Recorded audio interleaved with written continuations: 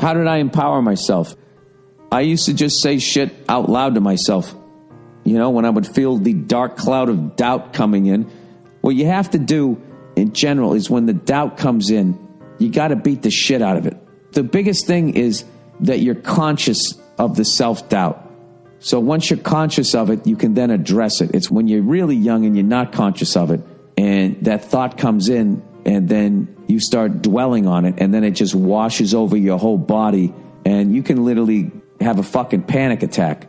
What you have to do, I did anyways, is, you try to cancel it out with the positive thought. I know this sounds like hokey shit, but I used to just say shit out loud.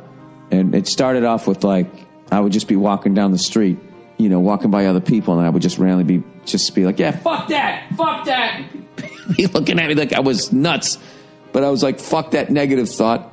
I mean, I wouldn't yell it, but I would kind of just say, fuck that. No, it isn't. No, it isn't, right? No, it won't, or whatever the hell it was. And then it just became like when I moved to New York and trying to get in at the clubs. I knew I was going to get in, but, the day-to-day just seemed like impossible. And, the club owners and everything, and, some of them were cool and others enjoyed the fact that you were desperate and just really enjoyed that position of power over you. And I would walk out of the club dejected. I was afraid, am I going to run out of money? I don't have a job right now. I'm driving back to Massachusetts to fucking feature in Dick Doherty's rooms. That was not barely covering, living in New York. Every time you stepped outside, you blew $20, $30, And what I said was, I'm tougher than you, New York, is that what I would say. As hokey as that sound, that's what they the city would kick me in the balls, and then I would just mumble that to myself. Sometimes like 6 times in a row until I got that thought on my head.